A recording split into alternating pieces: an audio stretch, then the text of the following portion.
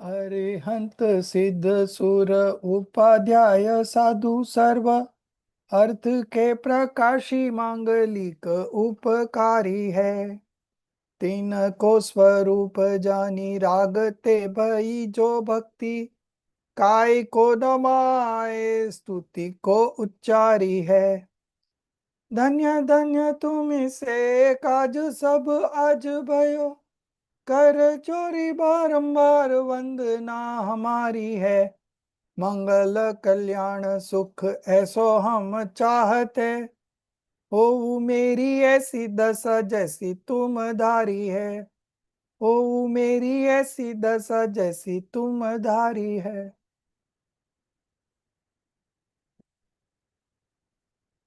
So today we will be starting our paper 3, which is Ashtapahud. Ashtapahud, and then we have Samet Sikharji.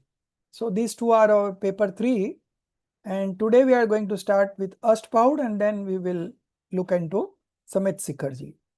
So Ashtapahud is written by Acharya Kunkund Dev 2000 years ago, and history says that there were around 84 Pahuds, but all others were lost. Initially they found 6, so it was named as 6 Pahud, Shat Pahud, and then subsequently they got 2, so now it is Ashtapahud. Basically this scripture is exclusively written by Kunkund Acharya to discipline the monastic dynasty, the monks.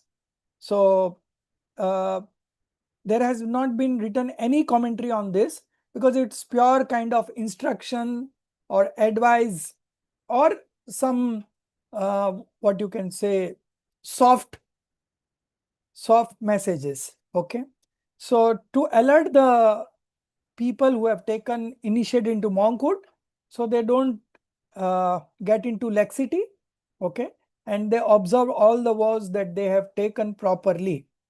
So basically to discipline the monks group, this particular scripture has been written. Although there are no commentaries on this, but Pandit Jaichandji Chabda, who was a scholar 300 years ago, he wrote a small commentary on this by the name of Bhavarth. So it is called Bhavarth, but it is as good as a commentary. So that is only available.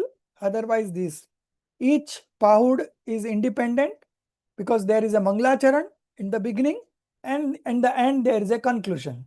Okay. So all the 8 are independent scriptures. The total number of words across all the 8 scriptures is 503. Okay. And we will be reading all the 8. It's just a summary and how life of a monk would have been. So basically this has been written primarily for the conduct. So conduct at the 4th stage, conduct at the 5th stage, and of course the conduct at the 6th, 7th stage, which has been the main theme of this scripture. This is all for the introduction. Now we will read the introduction first and then we will move on to one Pahud at a time. Okay. So each Pahud deals with the subject by which it is named. Like Darshan Pahud deals with Darshan. Then Sutra Pahud makes us realize the importance of sutras. Then Charitra Pahud. So similarly, each scripture is detailing the heading that is given in the book. Okay. So we will read the introduction first. Amitaji will start with you. Yeah. You have got the Hindi one, right? Is it this book, sir? Yeah, this book. This is a new edition. Okay, sir. Thank you.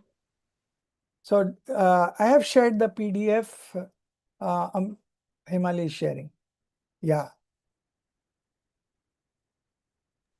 Thank you, Hemali. Page number 156. I think it is 160, around 160 in the new edition. So I think this is a new edition. No, this is what I have shared, right?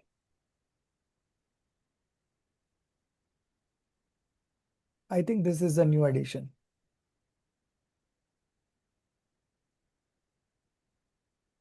So from here, No, next 2-3 pages later on.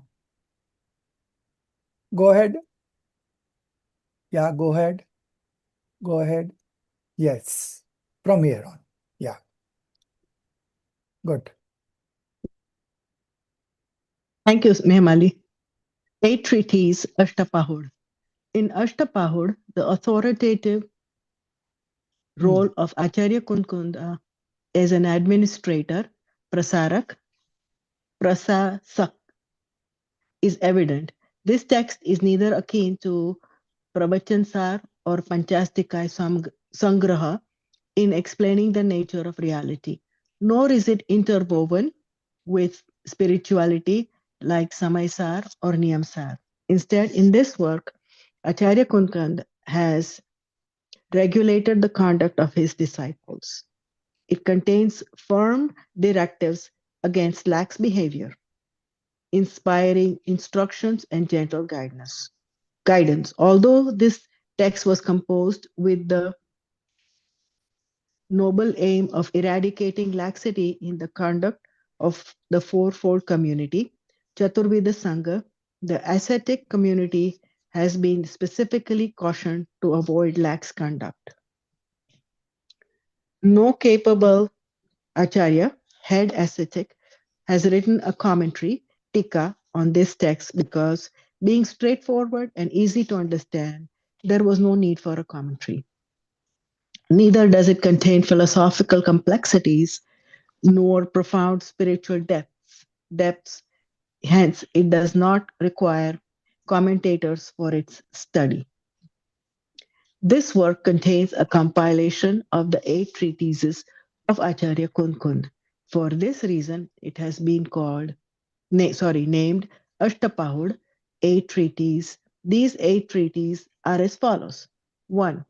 Vision treatise, Danshan Pahud, aphorism treatise, Sutra Pahud, conduct treatise, Charitra Pahud, knowledge treatise, Bodh Pahud, disposition treatise, Bhav Pahud, liberation treatise, Moksha Pahud, treatise on ascetic emblem, Linga Pahud, treatise on true conduct, Shila Pahud.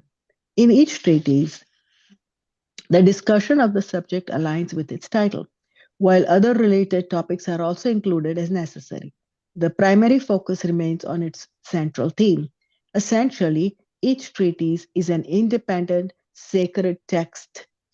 That is why, this is why each begins with an auspicious invocation, Mangalacharan, includes a statement of intent, Prati Gyan Vakya at the beginning and concludes with a summarizing sentence, Upsamhar Vakya. However, in one or two treatises, exceptions to this pattern are found, likely because the final verses have been lost over time.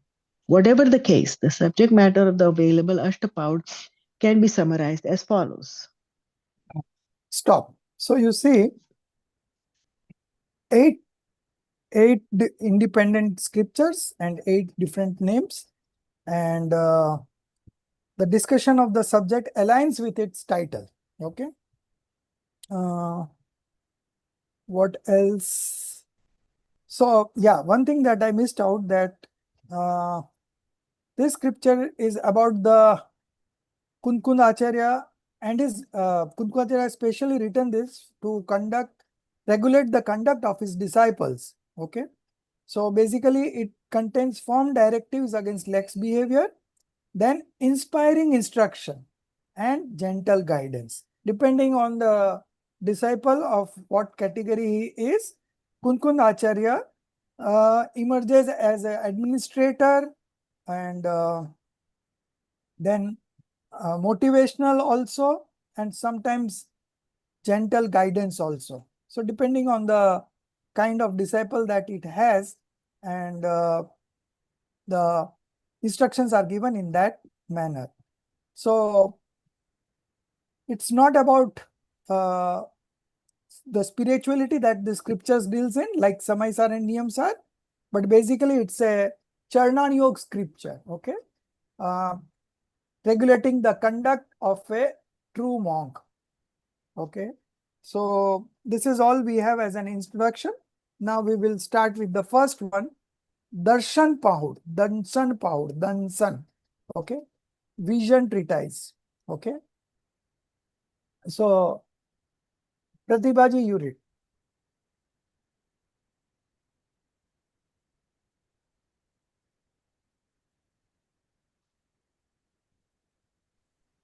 Vision treatise, Danshan Paud.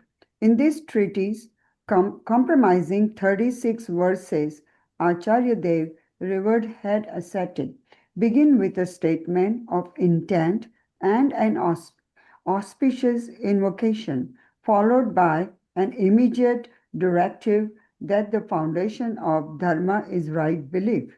Therefore, one should not revere a person lacking right belief.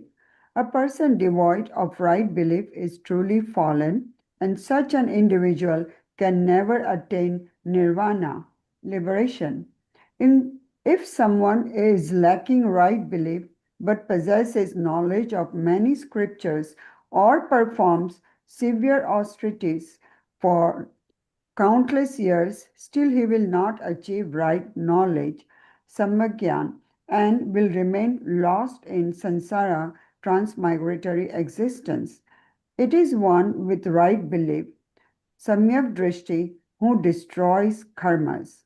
A person who has fallen in all three aspects, right belief, right knowledge, and right conduct, samyak charitra, is indeed severely fallen. Such individuals cause harm not only to themselves but also to others. These fallen people criticize and slander the righteous falsely, calling them fallen. Just as the growth of a tree is not possible when its root is destroyed, similarly, without the root of right belief, the growth and prosperity of a tree of Dharma is not possible. Those who, even though themselves devoid of right belief, wish to be venerated by one with right belief, they must be crippled and mute. They should be considered unlikely to attain the right knowledge. Those individuals who, due to shame, fear, and pride, fall at the feet of those with false belief, mithya will not attain enlightenment, bodhi. In Panipatra, Digambara monk, free from both internal and external possessions, and carrying only a handheld water gourd, Panipatra is the true embodiment of right belief, darshana. In Jain philosophy, only three types of attire are recognized as legitimate. First, the attire of a naked Digambara ascetic like Lord Jinnah himself. Second, the attire of distinguished householder Shravak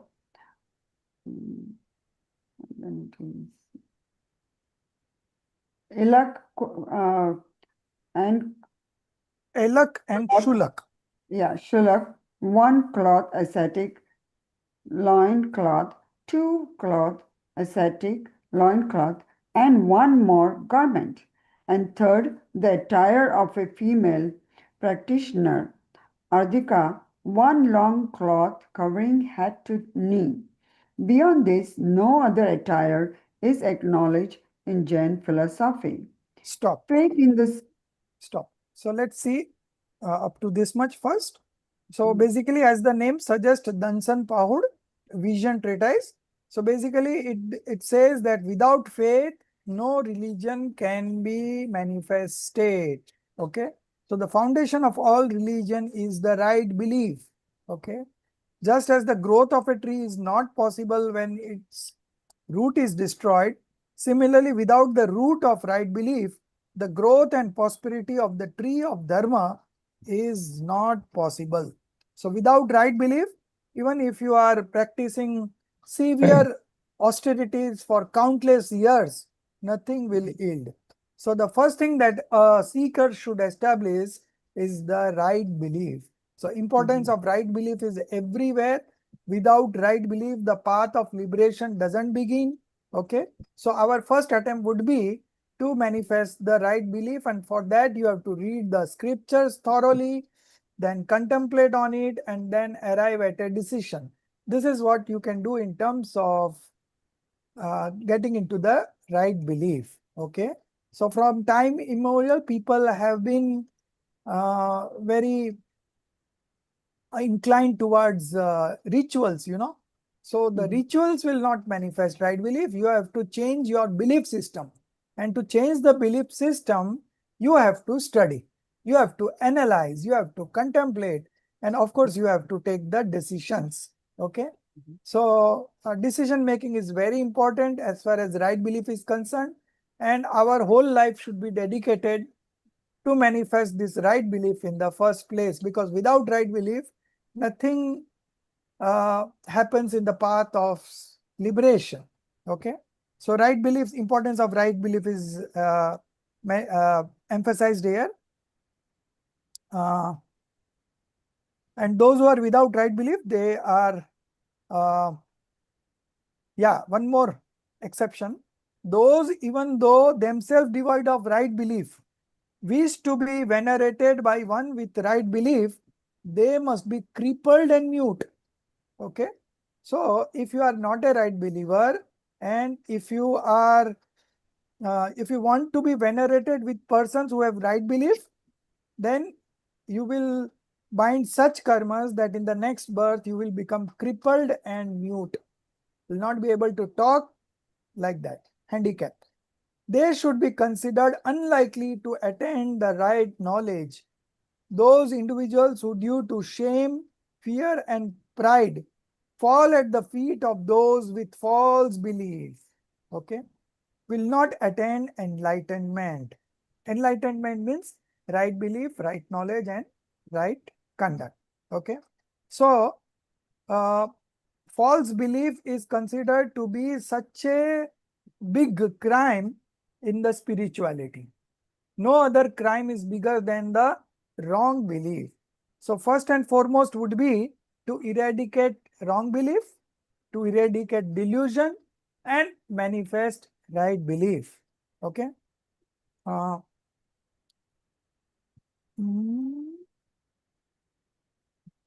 yeah. A Panipatra Digambar monk. What do you mean by Panipatra? Okay, Panipatra means a person who takes food and water in his hands. Okay, so the Digambar monks, whenever they come for alms, they take it in their hand. They don't use a plate.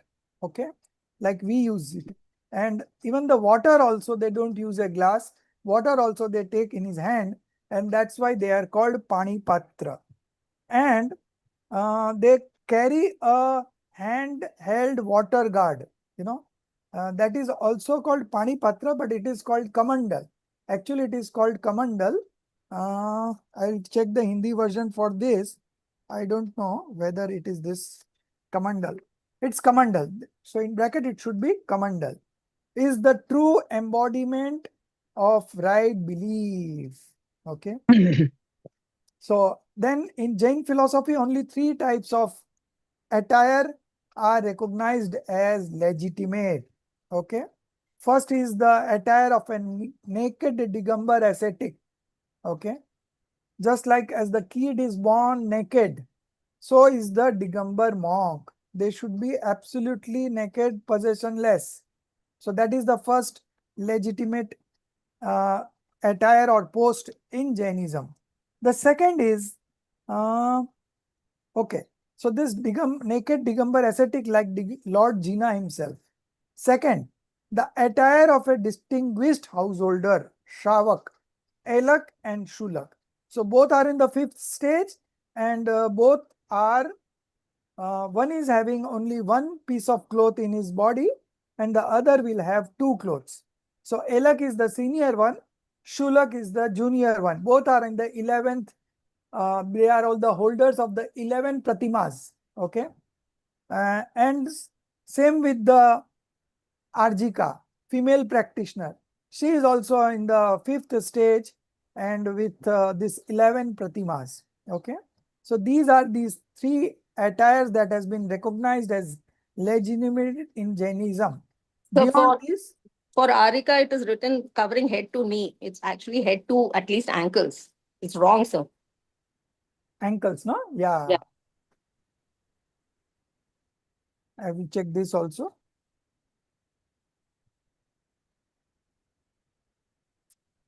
Ideally, it should be up to ankle, right?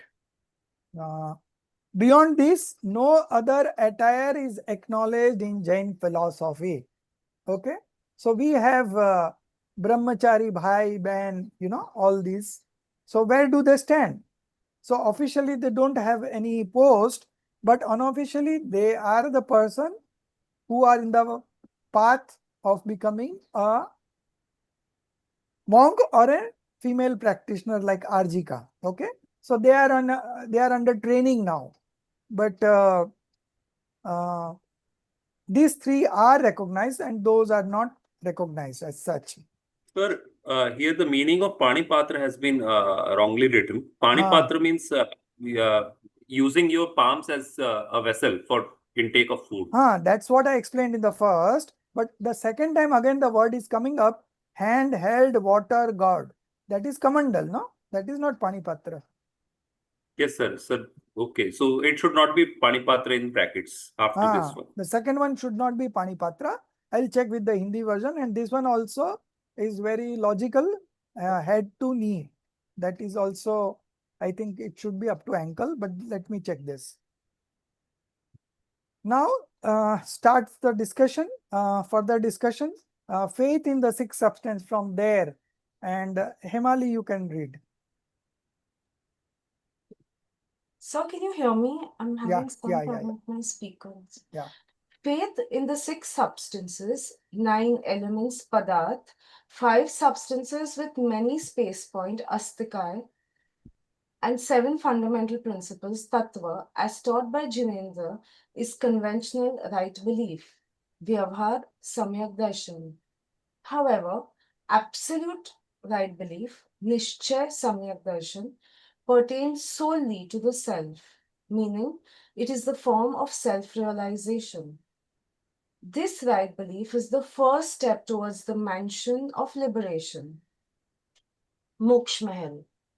One should practice as much of the dharma as described by the omniscient Kevali as one is able to.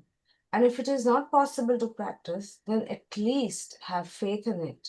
Because the omniscient Lord has said that faith itself is the right belief.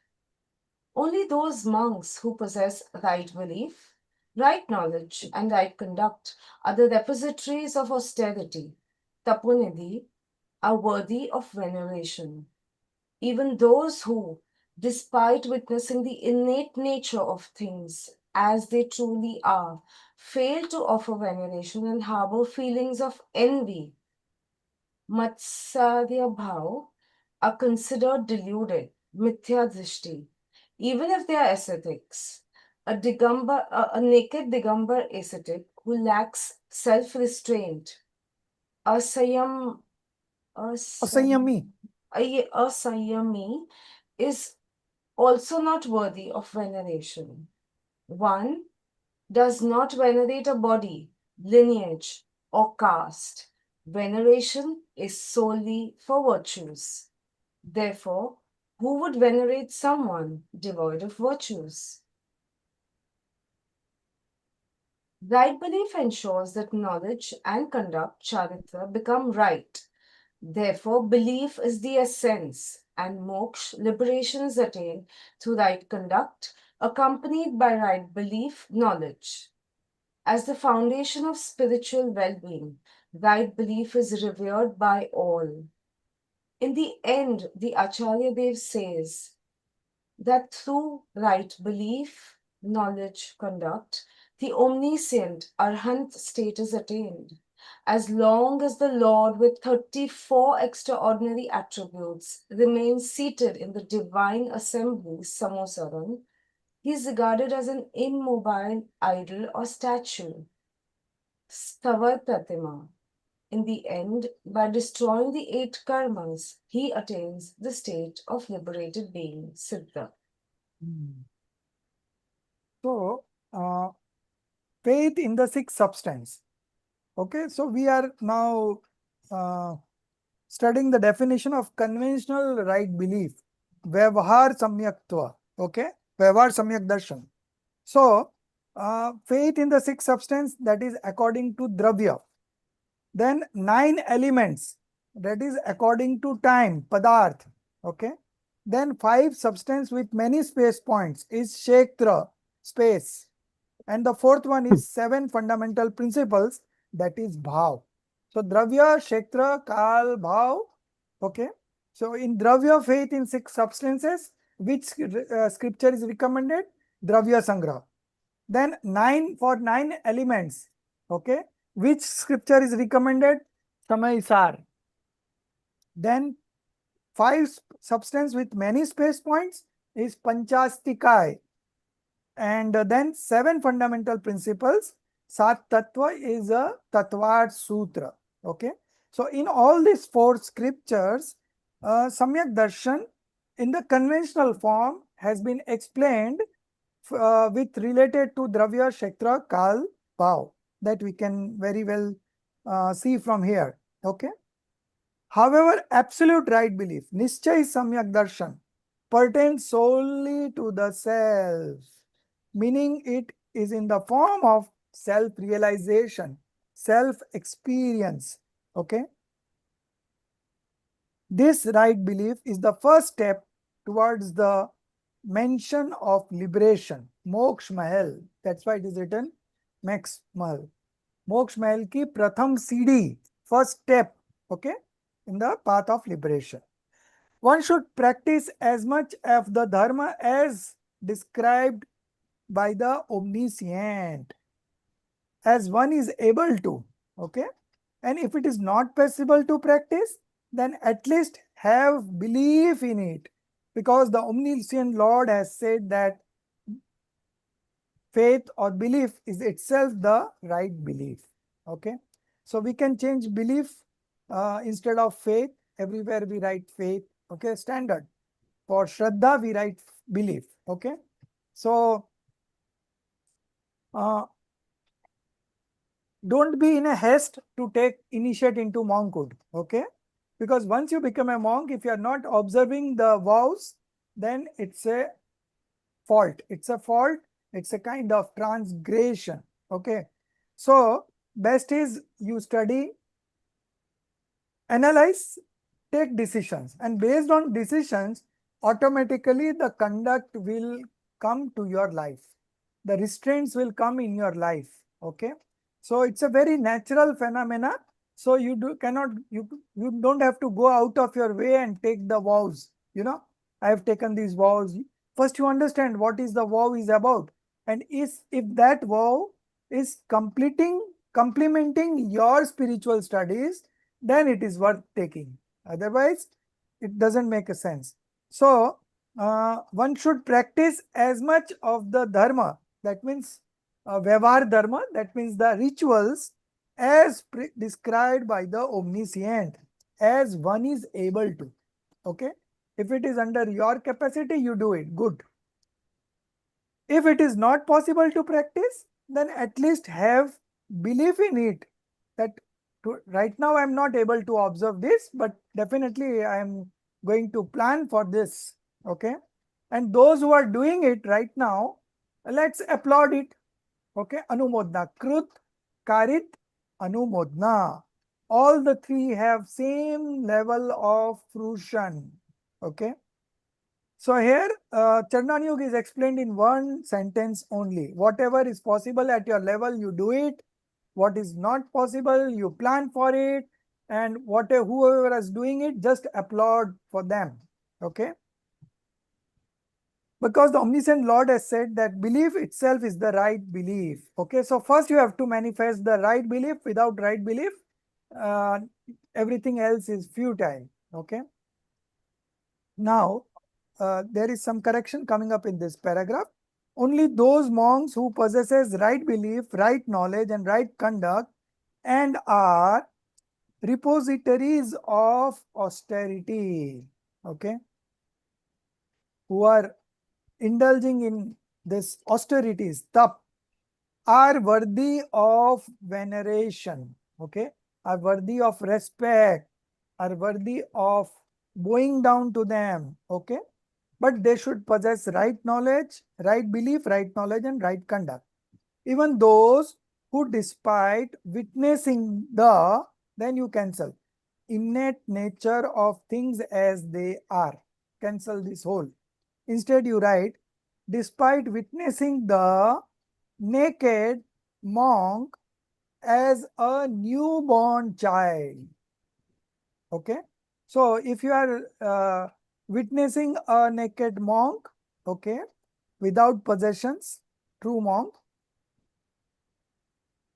fail to offer veneration, okay, if you don't respect, if you don't pay respect and harbor feelings of envy, okay, are considered deluded. So they are mithya drashti, wrong believer.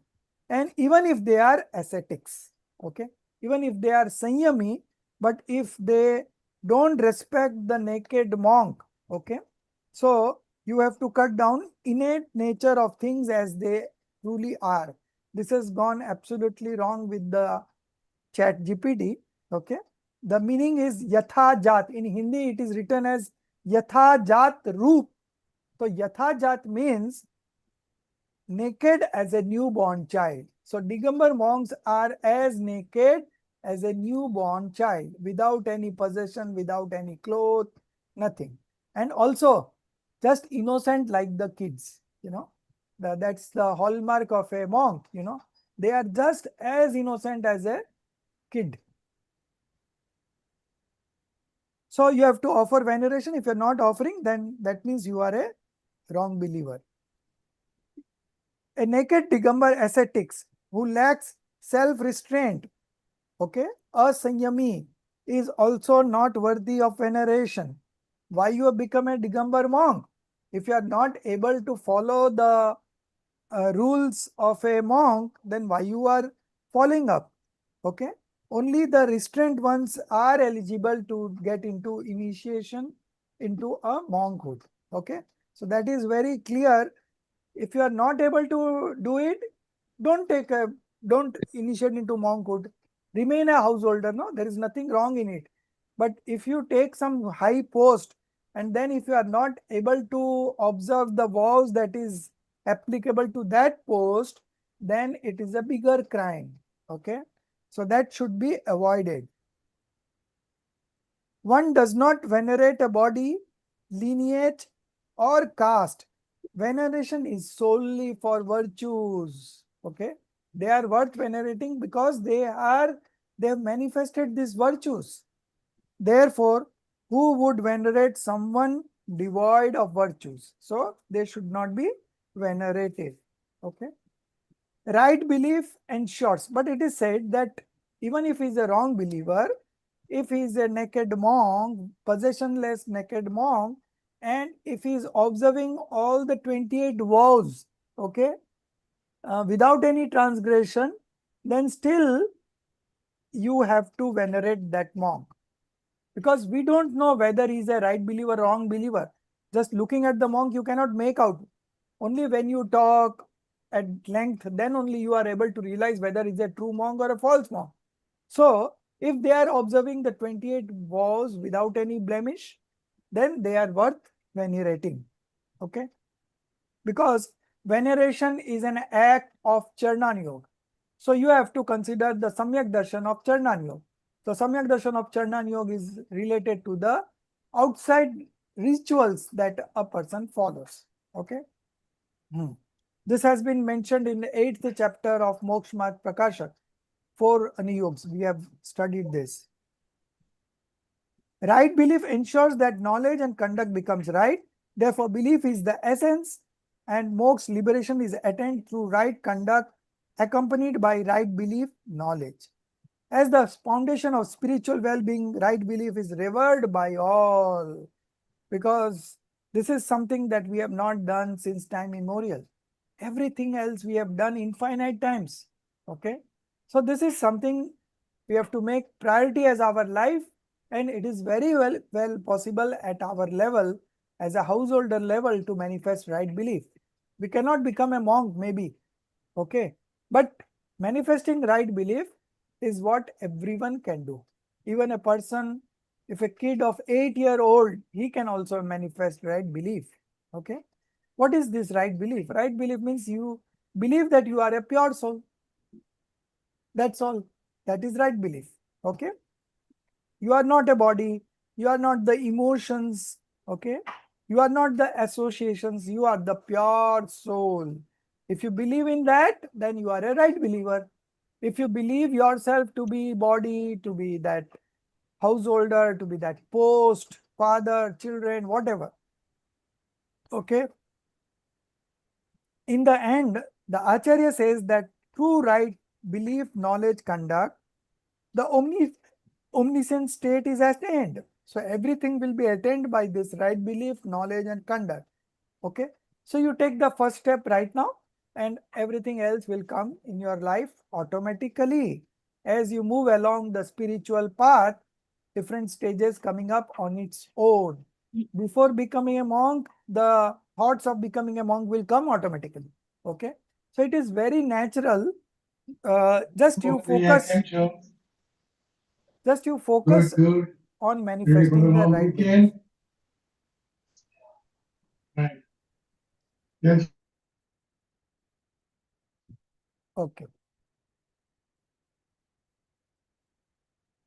The Aryan omniscient state is attained. So through this right belief, knowledge, and conduct, the omniscient state is attained.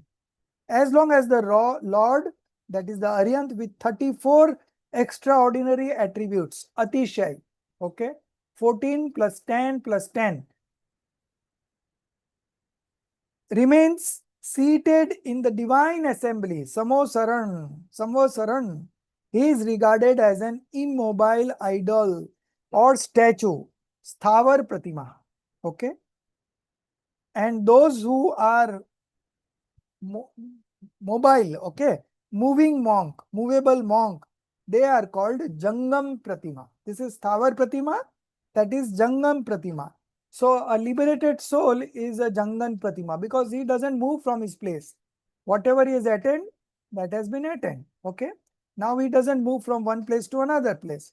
But the monks move from one place to another place. So they are called immobile beings. No, they are called mobile beings. Okay. And that is called Jangam Pratima. And those who are stationary in the Samosaran, like the Aryant. So when the Aryant is moving from one place to another place, he is Jangam Pratima. And when he is stationary in the Samosaran, then he is a Sthavar Pratima. So these two will come later on also. So that's why I clarified right now what is Sthavar Pratima, that is immobile idol, and what is Jangam Pratima, that is mobile idol. Okay. So these two are the postures. In the end, by destroying the 8 karmas, he attains the state of liberated being. Okay. So this is all about Dansan Pahur. This scripture is complete. Now the next coming is Sutra Pahur, aphorism treatise. 27 verses in this, again very short. Okay. So Madhuji, you read. Yes, sir. Thank you. Jai Jinendra Saviko. To aphorism treatise, Sutra Pahur. This treatise, composed of 27 verses, begins by elucidating the nature of aphorisms, that is, sutras. It explains that monks comprehend the ultimate truth, Parmatra, through the meaningful and word-laden aphorisms spoken by the Lord Arihant, woven by Gandhars and transmitted through the lineage of Acharyas. Just as a needle threaded with a string does not get lost, similarly, monks well versed in the aphorisms do not lose their way or become confused. In the aphorisms as propounded by Lord Janendra, a person with right belief is one who comprehends the jiva and other substances with their undesirable and desirable nature. The yogis who know both the ultimate and conventional truths as presented in these aphorisms destroy their karmic impurities and attain true happiness. Those who are unfamiliar with the meaning of these aphorisms are clearly false believers. Even if such a person is like Lord Harihara in his stature, even then he will not attain liberation. Regardless of being a leader of the community, having a lion-like behavior, or with the highest rank, or with the highest rank, a person whose understanding is flawed in relation to the aphorisms will remain a false believer. In the Jina aphorisms, there is a discussion about three kinds of beings. The highest being is the naked Digambar monk. The second is the excellent householder, that is Alyak Shulak. And the third is the female ascetic, that is Aryaka. Acharya Dev very explicitly states that the form of a monk is pure and naked as a newborn child. If a monk possesses even the slightest possessions, as minute as a sesame seed or husk, he is only fit for the lowest realm of existence, that's Niguri. Even a Tirthankara cannot attain liberation if flowed, let alone others. Nakedness alone is the true path. Everything else is a deviation. Since women cannot adopt nakedness, they are unable to attain liberation. This is because minute sentient beings, Sukshma Tras Jivas, are continually produced in their wombs, breasts, navels, and underarms. Additionally, they are perpetually affected by the uncertainty of menstruation and are, by nature, inclined towards laxity. Therefore, they lack the supreme asceticism required for liberation. Excuse me. However, women are not inherently sinful as they too can possess right belief, right knowledge, and partial contact. That is Ekadas Charitra. In this way, the aphorism treatise highlights not only the nature of the Jina's aphorisms, that is, Jin Sutras, but also sheds light on the essence of Jain asceticism as expounded within them. आगे पढ़ूं sir? Conduct है ना next. I'll read. No, no, no, no. Mine Yes. was on mute, so I was not able Okay. to Yeah. complete it. Thank Okay. you. So this aphorism treatise Sutra Pahud. So in those days, sutras were written initially, and those monks, they were very well versed with the meaning of these sutras. Okay, only not remembering the sutras, but they knew the meaning also. So that's why it is given an example that just as a needle threaded with a string does not get lost, similarly, monks well versed in the aphorisms do not lose their way or become confused. Okay, because they know the meanings also, and through their meaning they know what is right, what is wrong, so they don't get confused or lose their way. In the aphorisms as provided by Lord Jinendra, a person with right belief is one who comprehends the jiva and other substances with their undesirable and desirable nature. Hey Upade. Okay, so 7 fundamentals, and in that, desirable and undesirable. Hey Gnei Upade. Okay. The yogis, that means the monks who know both the ultimate and the conventional truth. Ultimate means parmarthik. Parmarthik means real point of view. Simple. Real point of view and conventional truth as presented in these aphorism destroy their karmic impurities and attain true happiness. So everywhere these viewpoints are so important. If you don't know the viewpoint in the right sense, then you will not be able to understand the real meaning of the aphorisms or the sutras. Okay. So you should know real point of view and conventional point of view. What is being said from the conventional point of view are not absolute truth, but they are just serving some purpose. That's why it is being said in that way. And what is being said by the real point of view is absolute truth, and it has to be believed. This is the correct understanding of real point of view and conventional point of view. And if you understand it in correct way, then these aphorisms are becomes an instrumental cause for destroying the karmic impurities and attain true happiness. Those who are unfamiliar with the meaning of these aphorisms are clearly false believers. Even if such a person is like Lord Hari Hara. So Hari means Narayan and Har means Shankar. Okay. So even if such a person is like Lord, so they were very famous. Narayan, Shankar, Vishnu and all, in his stature, even then he will not attain liberation because he is a false believer. Regardless of being a leader of the community, having a lion-like behavior or with the highest rank, a person whose understanding is flawed in relation to the aphorisms will remain a false believer. Next. Yeah. In the Jina aphorisms, there is a discussion about three kinds of beings. So that has been already discussed. Acharya Dev very explicitly states that the form of a monk is pure and naked as a newborn child. So there it was written, no? Wrong sense. So that has been corrected. So this is what they mean, Yatha Jat Roop. So naked as a newborn child. That means without any possession. Okay. If a monk possesses even the slightest possession, now this is something very, very important. Just see the kind of comparison the acharyas have done, Kunkund Acharya have done. He has been ruthless. If a monk possesses even the slightest possession, now these possessions are of 24 kinds. Okay. 14 internal, starting with delusion, and then of course 13 kinds of passions. Okay. And 10 external. So we all know that about. So if a monk possesses even the slightest possession as minute as a sesame seed, okay, in Hindi it is called til. Sesame seed is til, okay, or husk, trun, okay.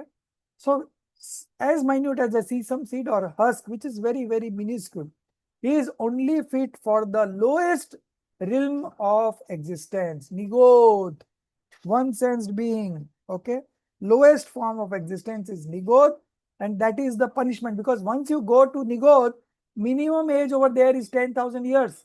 So such a great punishment for keeping a slightest possession after becoming a monk. Okay, so you have got a very detailed, I can say, writing in terms of what Kunkunda Acharya means by if you want to become a monk, then you should not have a slightest possession. Now, possession means external also and internal also. Now you can just identify who are the true monks and who are the false monks. Okay. So everything is written in the scriptures. If you study in detail, if you go deep, you will understand everything. You don't have to go and ask. There is no point in arguing also. Okay, just develop your understanding and you will see everything in the right sense. Even a Tirthankar cannot attain liberation if clothed, let alone others. Nakedness alone is the true path. Everything else is a deviation. Since women cannot adopt nakedness, they are unable to attain liberation. This is because minute sentient beings, two-sensed and plus, Sukshma Tras Jeev, so Tras means two-sensed and above, are continually produced in their wombs, breasts, navels, and underarms. Additionally, they are perpetually affected by the uncertainty. Affected means they are in fear by the uncertainty of menstruation and are by nature inclined towards laxity. Therefore, they lack the supreme asceticism required for liberation. However, women are not inherently sinful, as they too can possess right belief, right knowledge, and partial conduct. Okay. So Ekdesh Charitra. So they can become a Arjika also, which is the 5th stage of spiritual development. Okay. But in the present context, we see, as in Parmagam, women are into studying the scriptures. Very few men are indulging in this kind of studies. Okay. So in my opinion, they are one step ahead than the males in the path of liberation right now. Okay. So they are studying, and when they are studying, that impressions are passed on to the kids. Okay. So they are doing a wonderful thing by getting into this kind of studies. And as said here, they can very well possess the right belief, and they can go on to the 5th stage also. And even if a male person, if he attains the 6th, 7th stage, he cannot go beyond the 7th stage, right? So right now there is nobody can go beyond the 7th stage. So it hardly matters in terms of path of liberation.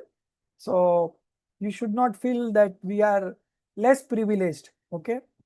Uh, everyone at the base is pure soul. Okay. Only this is the outer covering, that is a result of the past karmas. Okay.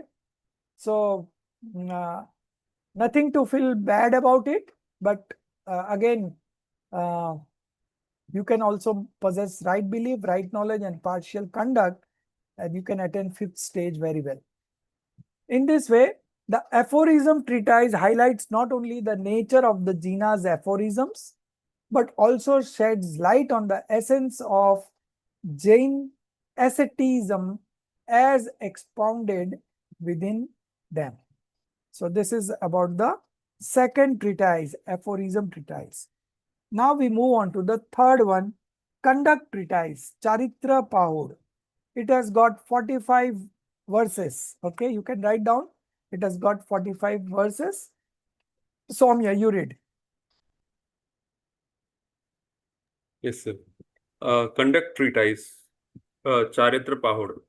After the auspicious invocation and the declaration of the book, Acharya Dev in one verse explains the nature of right knowledge, belief, and conduct, and then describes the different types of conduct. That which knows is knowledge, that which sees is belief. Conduct arises from the coordination of knowledge and belief. The qualities of eternal, infinite knowledge, etc., belong to the Jeev. For the purification of these qualities of knowledge, etc., conduct is of two types. Conduct rooted in the purity of right belief and perception, Samyaktvacharan Charitra, and conduct rooted in the purity of restraint and discipline, Sayamacharan Charitra. That knowledge belief which is taught by the Jinas is pure conduct rooted in the purity of right belief and perception, and the conduct in its purest form is rooted in the purity of restraint and discipline. With the arising of false belief, doubts, and other flaws, impurify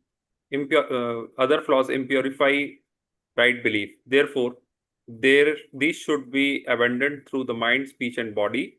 When these defects of doubt and the like are removed, the 8 aspects of right belief manifest.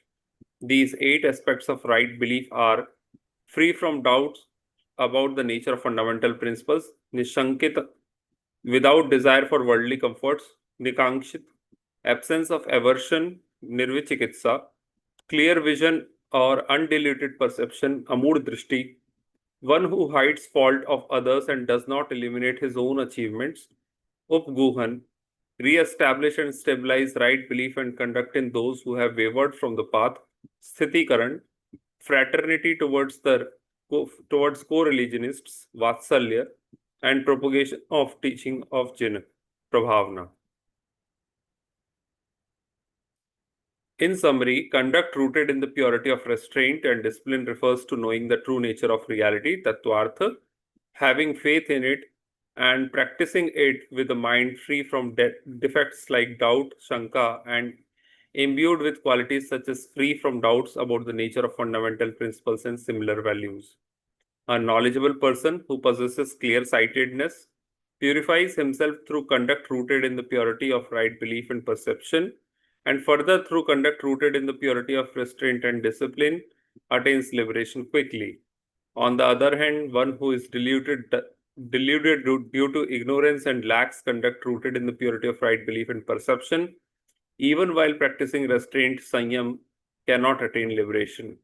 Affection, humility, compassion, charity, praise of path, one who hides faults of others and does not eliminate his own achievements, and protection are the characteristics of right belief through which one with right belief can be recognized. A person who engages in enthusiasm, contemplation, praise, faith, and worships false belief, Kudarshan, is deviating from right belief. However, a person who engages in enthusiasm, contemplation, praise, faith, and worship true belief, Sudarshan, does not deviate from right belief. The revered Acharya, while imparting guidance, says, O noble soul, dispel ignorance with knowledge and eradicate delusion with pure right belief. Renounce delusion and associated violent tendencies through the practice of non-violence. Abandon possessions and embrace asceticism. Perform austerities, tap with a spirit of self-restraint. By doing so, you will attain pure meditation, Shukla Dhyan, free from delusion and imbued with a state of detachment, Vitraga.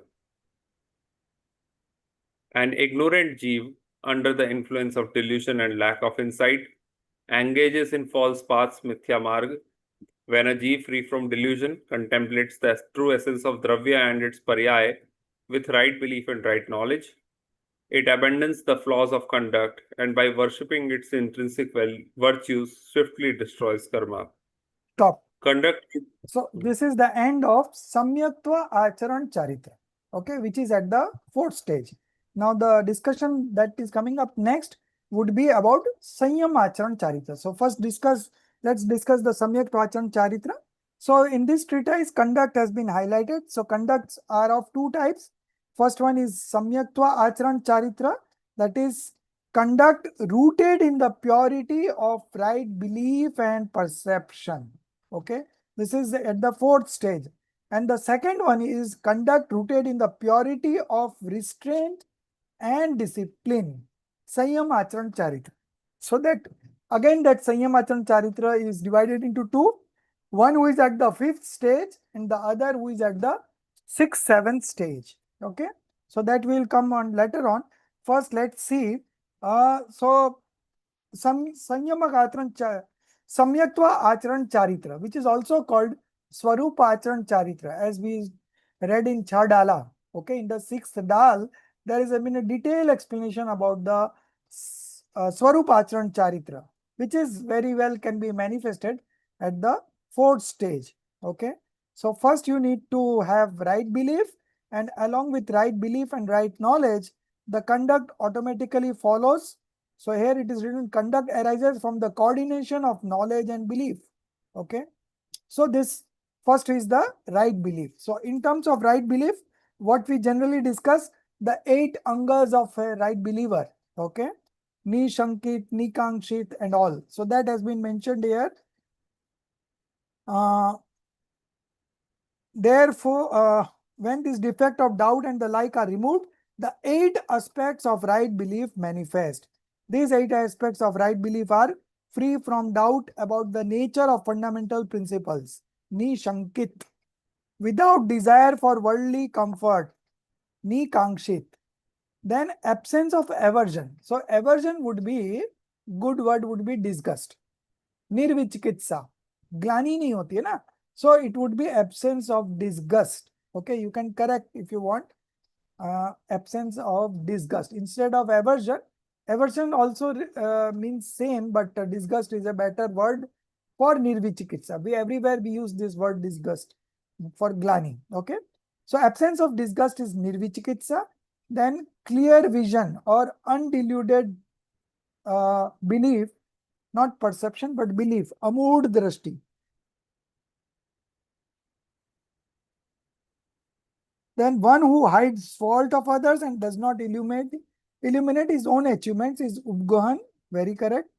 Re-established and stabilized right belief and conduct in those who have wavered from the path. Sthitikaran, very good. So in this Sthitikaran, it will be Sthitikaran of the self and others. Both are included. Then fraternity towards co-religionist, Vatsalya. And the last one is propagation of teaching of Jina. So these 8 aspects of a right believer are very prominent, and it could be seen one who has a right belief. Okay. So it starts developing before the right belief itself. Okay. And it is ratified when only you manifest right belief, but otherwise it is there in some proportion from the beginning itself. Once you start the path of liberation, start understanding the right things, then this automatically develops. Okay. In summary, conduct rooted in the purity of restraint and discipline refers to knowing the true nature of reality, having faith in it, and practicing it with mind free from defects like doubt and imbued with qualities such as free from doubt about the nature of fundamental principles and similar virtues. So first step would be to manifest the Samyak Acharan Charitra, and then the Sanyam Acharan Charitra will follow.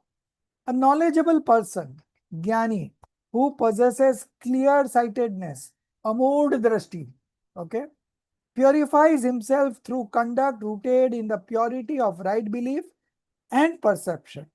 Okay. Although at the 4th stage, there is no restraint in their life. Okay. Asanyam. It is asanyam. Avirat samyak drashti in the 4th stage. Okay. And further, through conduct rooted in the purity of restraint and discipline, attains liberation quickly. On the other hand, one who is deluded due to ignorance and lacks conduct rooted in the purity of right belief and perception, even while practicing restraint, cannot attain liberation. So belief has to be there first, right belief. Okay. Some other qualities are also being mentioned here for the right believer. Affection, vatsalya, humility, vinay, compassion, anukampa, charity, dan, praise of the path, marganusansha, praise of the path of liberation. Then Upguhan, one who hides faults of other and does not illuminate his own achievements. And the last one is protection, that is Rakshan, that is Sthitikaran, okay, are the characteristics of right belief through which one with right belief can be recognized. A person who engages in enthusiasm, contemplation, praise, faith, worship, and worships false belief, Darshan, is deviating from right belief. Okay. So here is the tweet. Worships false belief. So everything changes. However, person who engages in enthusiasm, contemplation, praise, faith, and worship, true belief, okay, and worship true belief does not deviate from right belief. The revered Acharya, while imparting guidance, says, O noble soul, hey Bhavya, dispel ignorance with knowledge. Eradicate delusion with pure right belief. Renounce delusion and associated violent tendency. Okay. So this associated violent tendency is arambha. Okay. Through the practice of non-violence, ahimsa, abandon possessions and embrace asceticism. Perform austerities with a spirit of self-restraint. By doing so, you will attain pure meditation, Sukla Dhyan. Sukla Dhyan is at the stage of 8th and above. Okay. Free from delusion and imbued with a state of detachment, Vitragata. An ignorant Jeev under the influence of delusion and lack of insight engages in false path, Mithya Marg. When a Jeev free from delusion contemplates the true essence of Dravya and its paryay with right belief, right knowledge, it abandons the flaws of conduct and by worshipping its intrinsic virtues, swiftly destroys karma. Okay. So this much was the discussion about the person who is having Samyaktva Acharan. Okay, conduct rooted in the uh, purity of right belief and perception. Okay, now we are going to discuss conduct rooted in the purity of restraint and discipline, Sanyam Acharan Charitra, which is again of two types, one at the householder level and the other at the ascetic level. Okay, so that discussion is coming up. Malti ji, you read. Yes, sir. Conduct rooted in the purity of restraint and discipline is of two types, householder, sagar, and homeless ascetic, anagar. Householder's conduct of restraint and discipline pertains to a householder who observes self-discipline with possessions, and conduct of restraint and discipline for the homeless ascetic pertains to a nirgranth monk, bondless and possessionless. The followers of householders' conduct of restraint observe 11 deshvrats, partial vows, pratimas, stages of householder conduct, and 12 vows, vrat. These are deshvrat, pratimayam, right 11, perception. 11 Deshvat. Oh, sorry. Yeah, of course. These are 11 deshvrat, pratimayam. First, right perception, darshan. Second, vows, vrat. Third, meditation for attaining the state of equanimity, samyak, samyaka. Fourth, fasting at least twice every fortnight of a lunar month on Ashtami or Chaudas, that is Prashod Upvas. Fifth, abandonment of food and life, Sachit Tyag. Sixth, does not eat food after sunset and food prepared after sunset, Ratri Bhukti Tyag.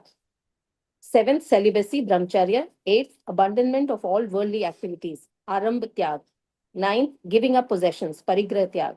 10th, refraining from approvals or expressions on activities of others, Anumati Tyag.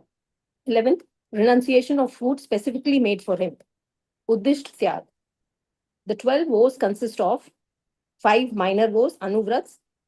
First, abstinence from harming gross mobile beings, abstinence from gross falsehood, abstinence from taking others' wealth without it being given, renouncing other women, limitation of worldly possessions. Second, 3 supporting vows, Gunavrats, limiting movement to determined geographical boundaries, abstinence from unnecessary demerits, Anarth Vrat, limitation of objects of sensual pleasures, Bhog, Upabhog, Pariman Vrat.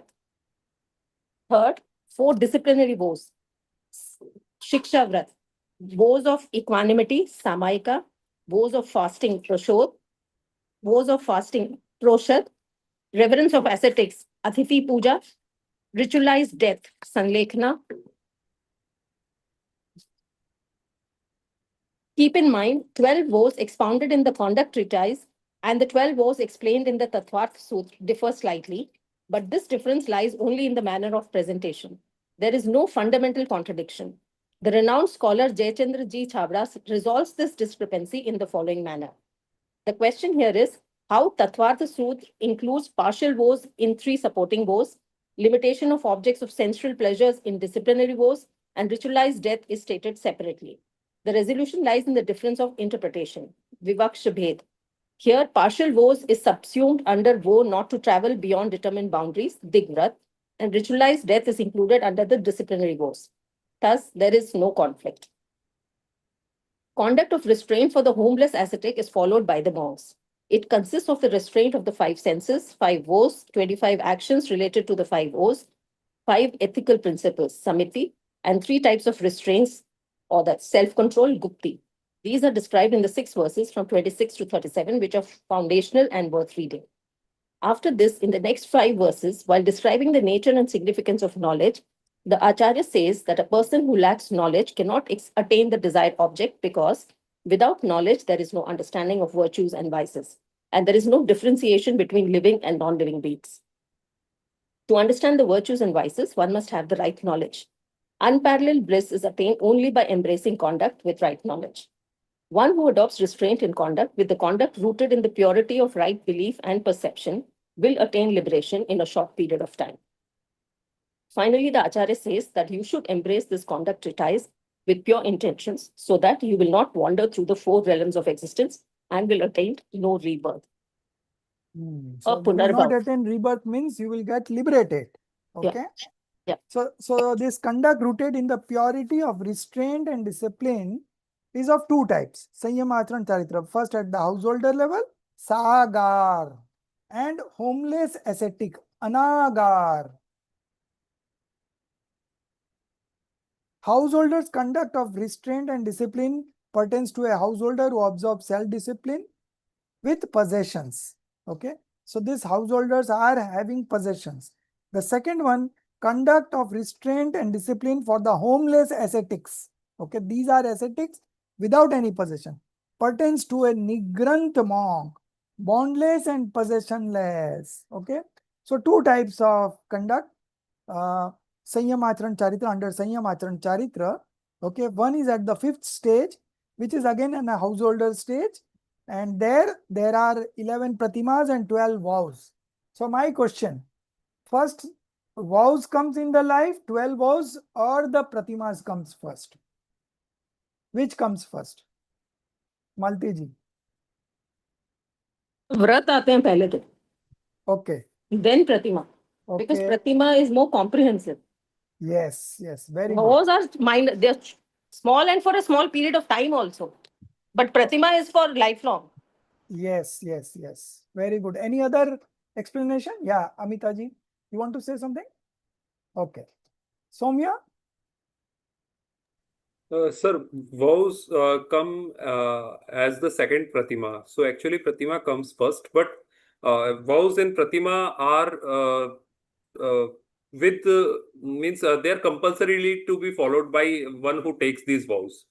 Okay. So before that, even if one has not taken a pratima, even the first pratima, he can practice all these vows, but that will not be compulsorily to be followed with all the strictness that needs to be followed by a person who has taken a pratima and a vow. So the difference lies in how much practice one can do and how strictly he can adhere to those practices. Very good, very good. Anyone else? So my understanding is first the vows will come. Okay, 12 vows, but with transgression. Okay, but when you go into the pratimas, the transgressions are not there, the faults are not there. So the vrat pratima is again 12 vows only, but without any transgression. That is the difference. As you said, strict adherence, right? So that is without any faults. So initially the vows will come because the 5 minor vows, that is the first thing. If you renounced 5 sins partially, 5 anuvrats come. So basically anuvrats are first recommended. So anuvrat is again a part of 12 vows. Okay, so anuvrats will come first, so vows will come first, but with transgression. And then later on, when he with more meditation and focus on the self, the second level of course the second level has already gone, that's why the vows have gone. Second level of passions has already gone. Okay, so that is in the 5th stage. The vows will come, and vows with initially it will be with transgressions, and then later on when he gets into the pratimas.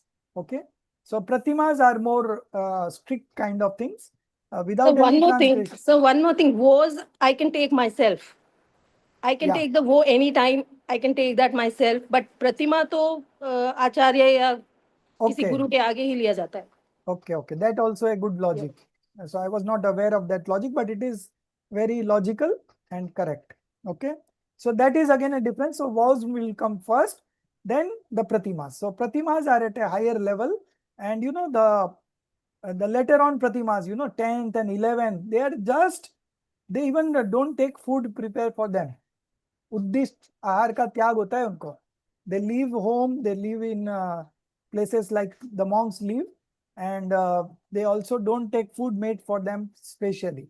So the next step would be, of course, the being a monk. Okay, so pratimas are more of a stricter nature, so that will come later on, and that's why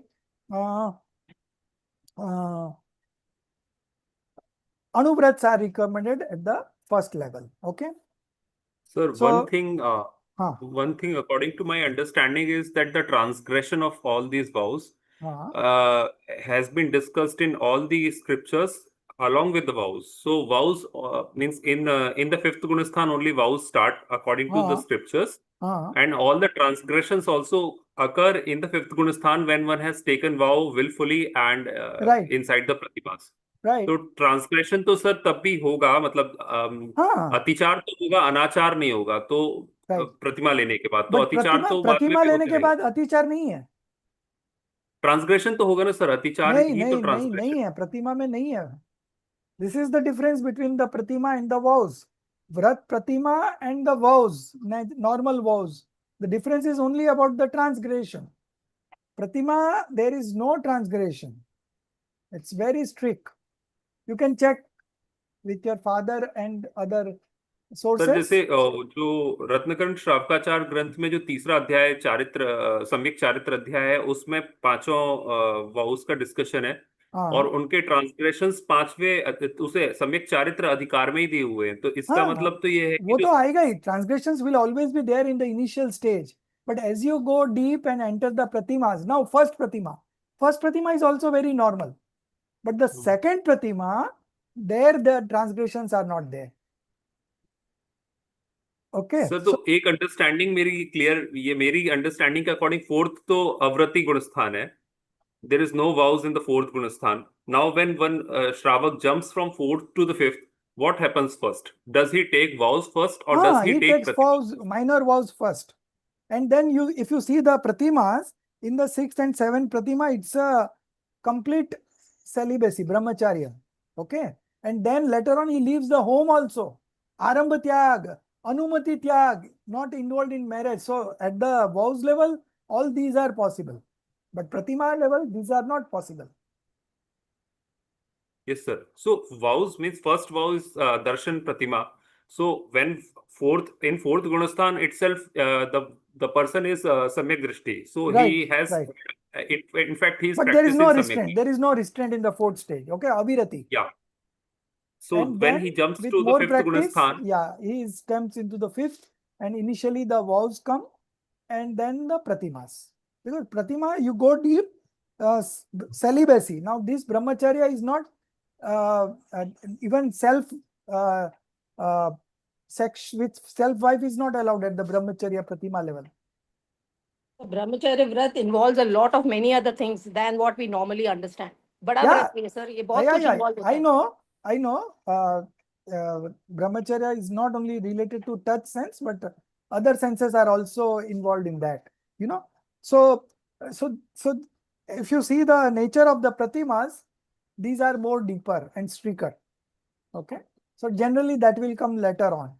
Vows will come first logically, but if you have any writings in the scriptures, you let me know.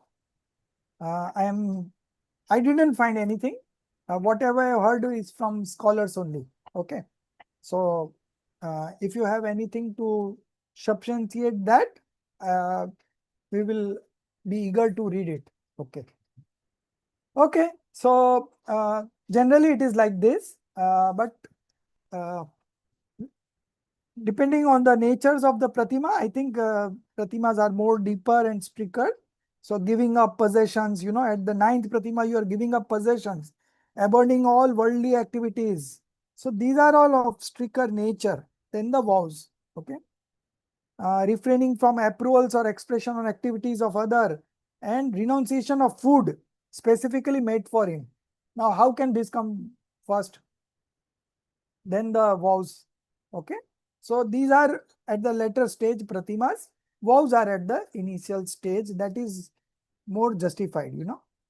Okay, so this vows and all that we know. Now we come to the second part of the conduct on ascetics, you know, that is the B part of Sanyam Acharan Charitra. Okay, first was at the householder level.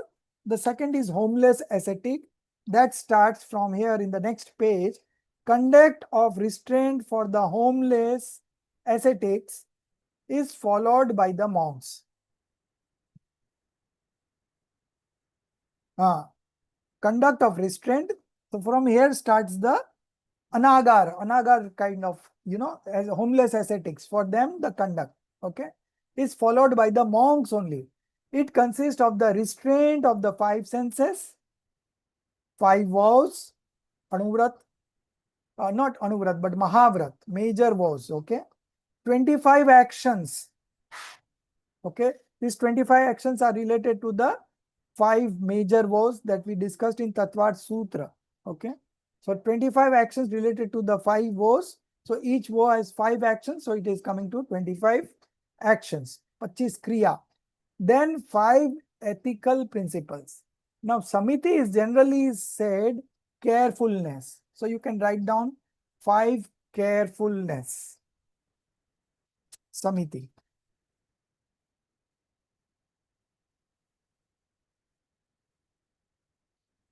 And 3 types of restraint, self-control, that is Gupti, Managupti, Vanchanagupti, and Kaigupti. So here they have not mentioned the 28 Mool Gunas, okay, of monks. But out of 28 Mool Gunas, 5 senses is there, a restraint of 5 senses, then 5 vows is there, then this Samitis are also there, not 28 Mool Guns.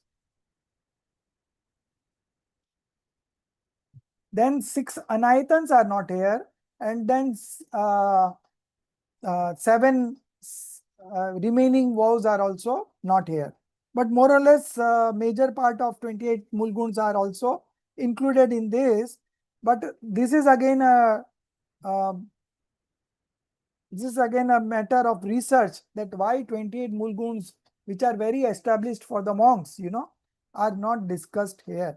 Although 15 of them has been covered here, but why the 6 plus 3 and 7? These are not discussed here. Okay. So whatever it may be, it's more or less the same type on. The 25 actions are also more or less same types. The carefulness is also, then Gupti is also not mentioned in the Mool Guns, but it is mentioned here. So little bit of difference of opinion among the acharyas. After this, in the next 5 verses, while describing the nature and significance of knowledge, the Acharya says that a person who lacks knowledge cannot attain the desired object, because without knowledge, there is no understanding of virtues and vices, gun dosh, okay? And there is no differentiation between living and non-living beings. Ved vigyan kaise karenge, right? To understand the virtues and vices, one must have right knowledge. Unparalleled bliss is attained only by embracing conduct with right knowledge. So in those days, there was this, people used to just get initiated into monkhood even without understanding what is monkhood all about. So Acharya have specially mentioned that without knowledge, with the unparalleled bliss is attained only by embracing conduct with right knowledge. So right knowledge and right belief should be at the first place. One who adopts restraint in conduct with the conduct rooted in the purity of right belief and perception will attain liberation in a short period of time. Then here there is a chart, 2 pages chart. Okay, that is not inserted here, but it is given in the last page. So turn to last page. We can see at a glance the whole thing about Charitra Pahud. Okay. So Charitra divided into 2 first, Samyaktva Charitra and Sanyamatran Charitra. Okay. And then, of course, Nishankit 8 Angas and everything. You can just have a look at a glance. Okay. Come back to our original reading. Finally, the Acharya says that you should embrace the conduct treatise with intentions, okay, so that you will not wander through the 4 rims of existence and will attain no rebirth, that is apunarbhav, that is you will attain the liberated stage. Okay, so conduct is very important, but with right belief and knowledge. Without right belief and knowledge, don't jump onto it, just the rituals. It will not bring any desired result in the path of liberation. Okay, so this was a very good understanding as far as the conduct was concerned. Now we move on to the 4th one. knowledge treatise. Okay. So this is Bodh Pahud. Okay. Bodh means Samyak Darshan, Samyak Gyan, Samyak Charitra. Okay.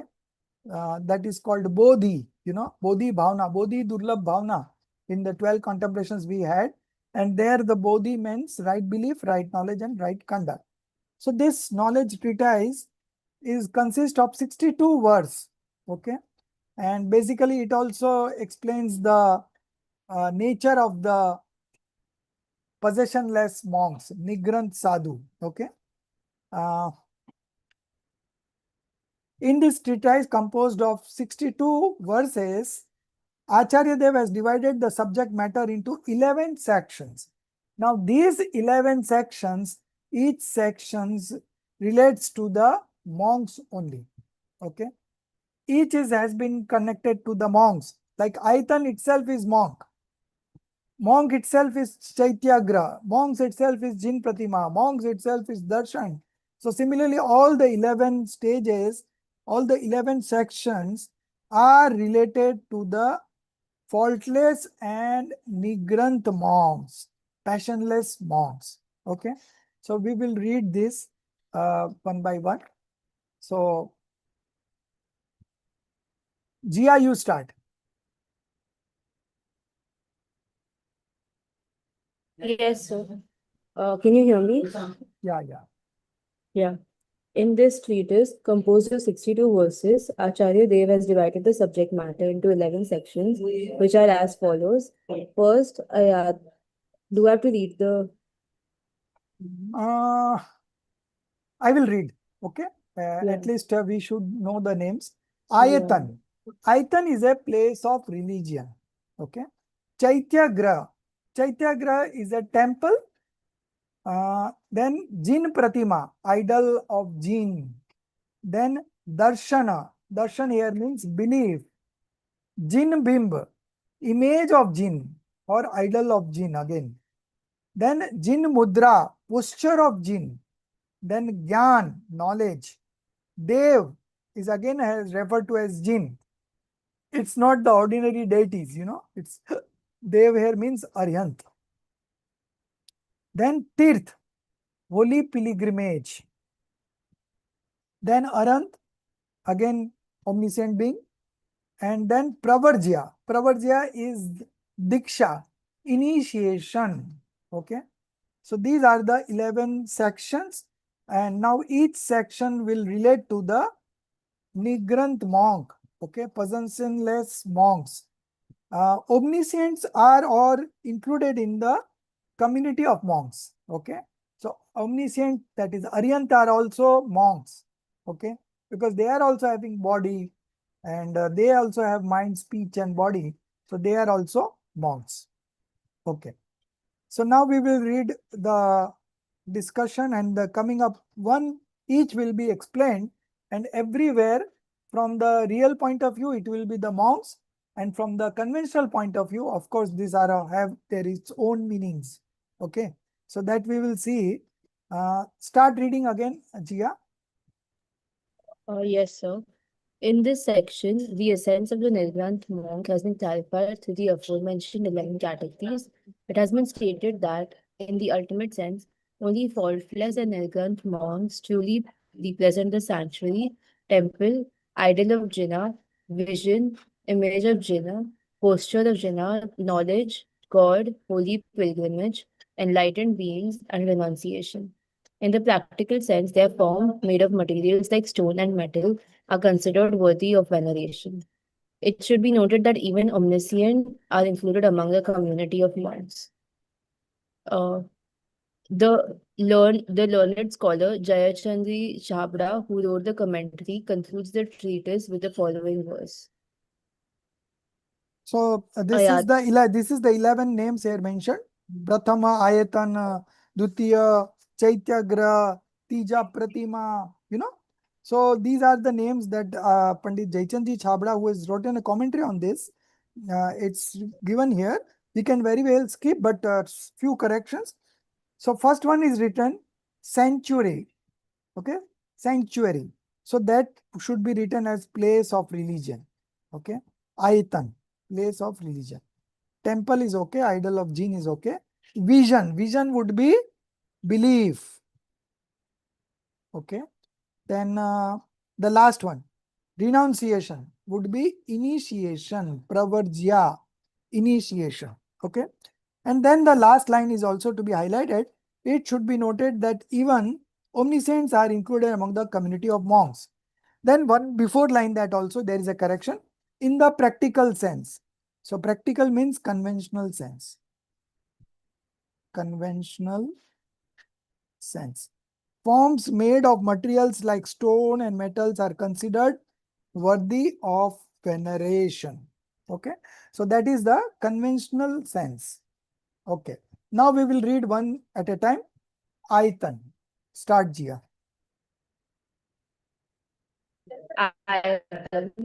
Ayatan means the place of religion. In the Jain path, the true Ayatan abode is the revered ascetic who possesses internal and external self-control. Among them, those who are supreme, endowed with omniscience and other attributes, are known as Siddhayatan, perfect abode. In reality, Dharmayatan, abode of Dharma, is the ascetic who is deeply immersed in Dharma. In conventional terms, even their dwelling is referred to as Dharmayatan. So you see, Aitan means Second is place of Chaitra, religion. house of worship. One minute, but let me explain one at a time. Okay. Aitan. Yeah. Okay. So Aitan means place of religion. In the Jain path, the true Aitan is the revered ascetic. The true monks are the Aitan, place of religion. Because when you get in touch with a true monk, automatically you manifest right belief. Okay. So whatever purpose is solved by going to a temple, same purpose is solved by getting in touch with a revered ascetic monk. Okay. So it is also considered as Aitan. Okay. Who possesses internal and external self-control, who is possessionless. Okay. Among these, those who are supreme, endowed with omniscience. So who are supreme? Arihant is supreme. He is also a monk. Okay. Is endowed with omniscience, Keval Gyan, and other attributes are known as Siddhayatan. So omniscient and the liberated soul, both are coming in that category. Okay.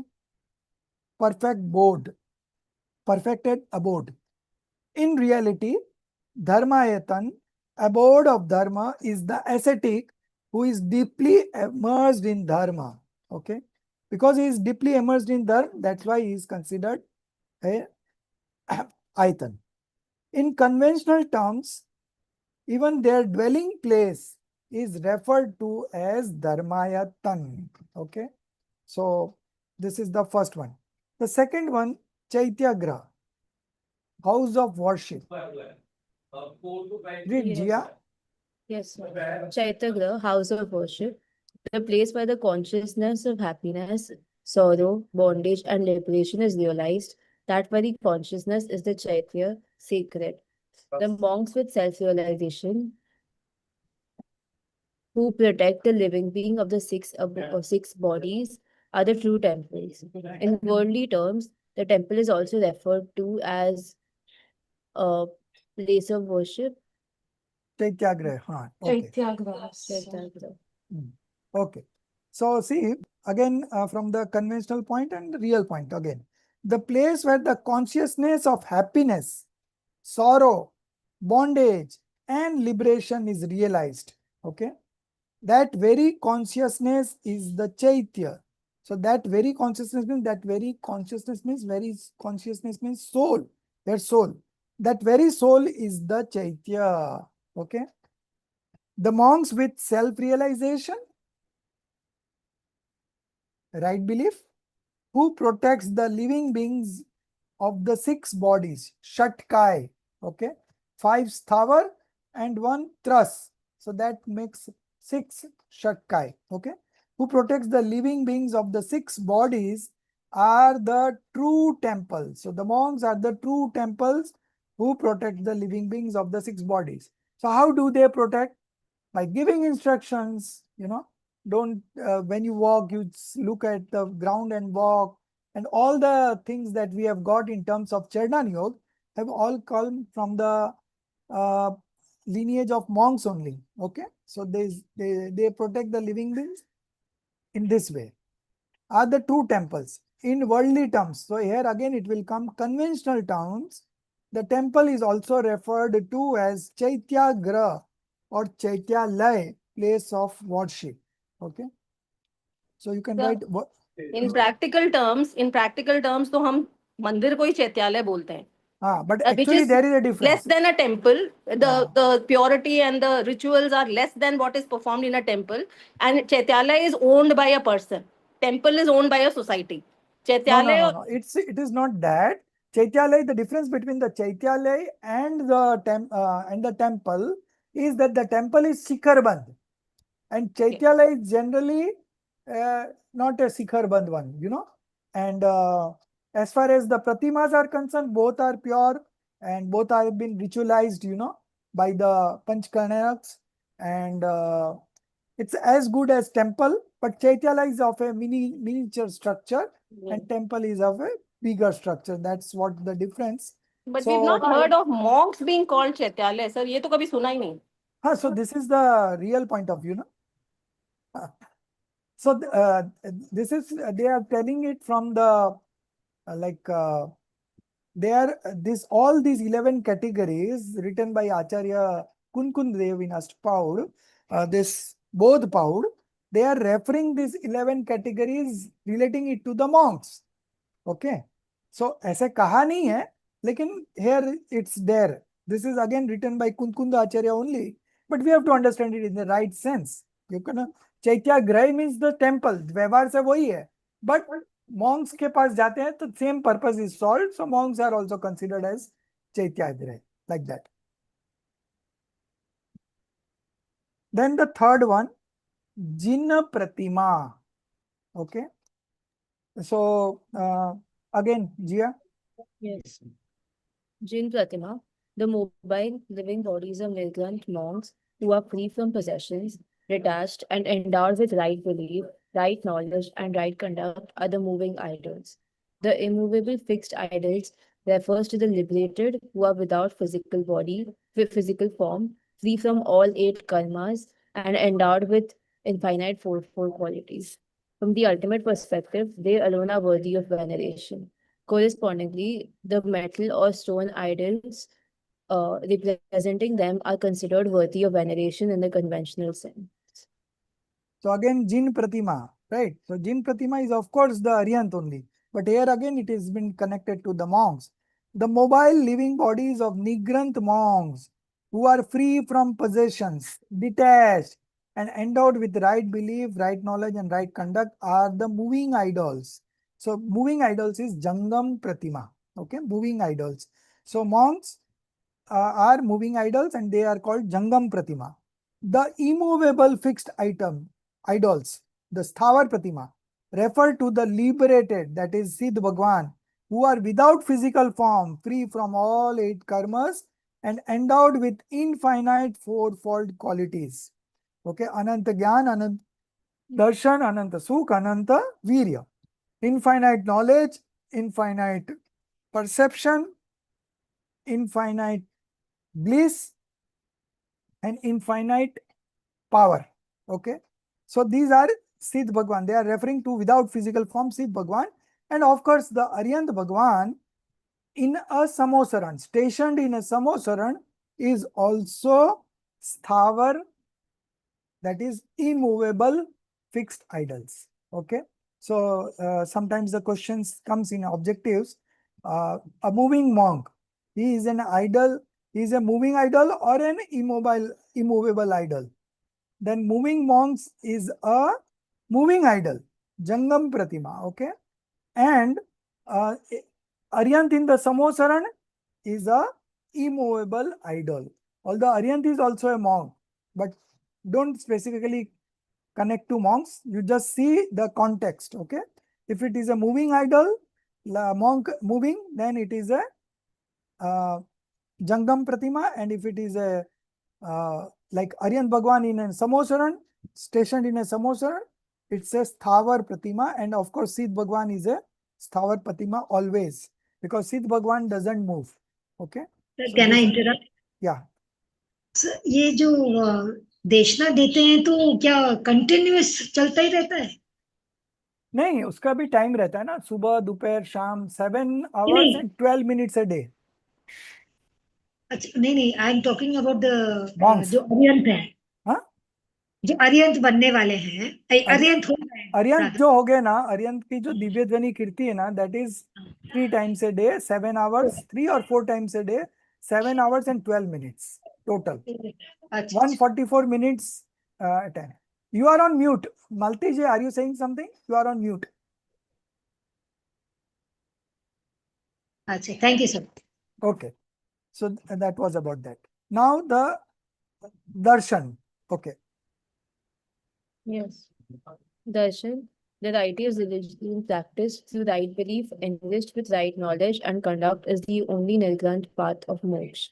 That which explains this path is called darshan, belief. Just as a flower is fragrant, milk is creamy, similarly, Jain belief is filled with rightness. It embodies right belief, right knowledge, and right conduct. The nature of an ascetic also inherently reflects this combination of right belief, right knowledge, and right conduct, both internally and externally. Therefore, a Nilgrant monk is the embodiment of true belief. So darshan is here belief, true belief. Okay. The righteous religion practiced through right belief, enriched with right knowledge and conduct is only the Nigrant path of moksha. That which explains this path is called darshan, belief. Just as a flower is a fragrant, milk is creamy. So actually, Hindi it's written ghee krut. Okay, so milk is creamy here means it contains ghee. Okay, out of milk only we make it buttermilk and then we carve out the ghee from it. Okay, so milk is creamy. Similarly, Jain belief is filled with rightness. It embodies right belief, right knowledge, and right conduct. The nature of an ascetic also inherently reflects this combination of right belief, right knowledge, and right conduct, both internally and externally. Therefore, Nigrant monk is the embodiment of true belief. The next is Jin Bimba.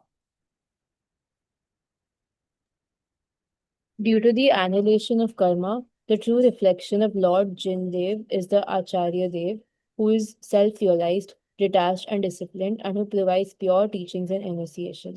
They are two reflections of Jin and worthy of veneration and worship. So Acharya also teaches same thing. So they are also considered as Jin Bim. Then Jin Mudra, posture. Jin Mudra, those who have experienced the pure Atma are enriched with vows and austerities.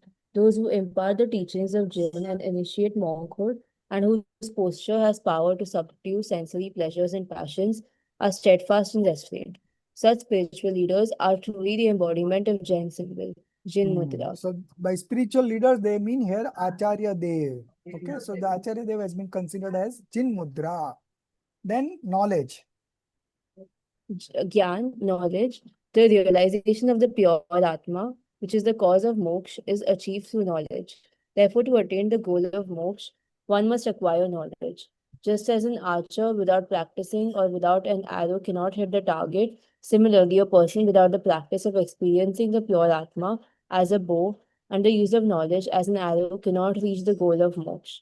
Just as an archer who has all the necessary equipment, bow, arrow, and practice, will undoubtedly hit the target. Similarly, a monk who possesses the correct tools, including accurate knowledge of the path of moksha, cannot fail to attain liberation. Thus, according to the Jain scriptures, one must revere the wise and acquire knowledge. So monks are also considered that because they are also possessors of the right knowledge. Okay. The next, Dev. Dev, Jin, the one whose delusion is destroyed is a Jin, Dev. Dharma is purified through compassion and renunciant initiation. Pravalkya is free from all possessions. So the one whose delusion is destroyed is purified through compassion and renunciant initiation. Pravarja is free from all possessions. So this has been related to the Aryant, because in the Dev category, we have only two, Aryant and liberated. So liberated is without body, and here we want to consider it as a monk. So Aryant will be the only consideration here. Okay. Tirth. Tirth, that which ferries across the cycle of existence, is called tirth, spiritual ford. A pure soul detached from the five senses through right belief and great vows, devoid of desires for worldly or otherworldly pleasures, is the true tirth. So place of pilgrimage is a tirth. So that which ferries across the cycle of existence, takes you out from the ocean of this worldly existence, is called a tirth. A pure soul detached from the five senses through right belief and great vows, that is a monk. Devoid of desires for worldly or other worldly pleasures. So worldly means this universe, and other worldly means parlok.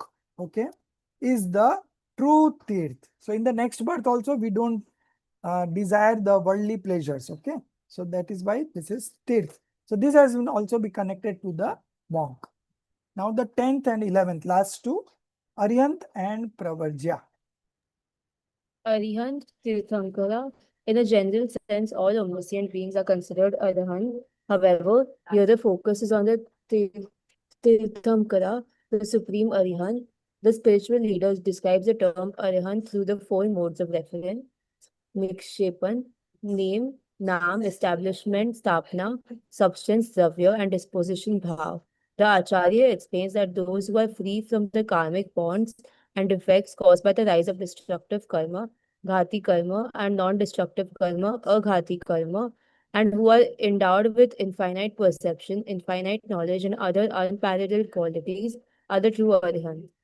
From the standpoint of the absolute viewpoint, Nishchay Nay, the establishment of the Arhat, Sthapna Arhat, is made through five categories, stages of spiritual development: Gunasthan, soul classes, Marganasthan, adequacies, Paryapti, vitalities, Pran, and soul abodes, Jiv Sthapna. Sthan. Therefore, in verses 32 to 36, the text explains the establishment of the Arhat separately with respect to each of these categories, beginning with the stages of spiritual development and so on.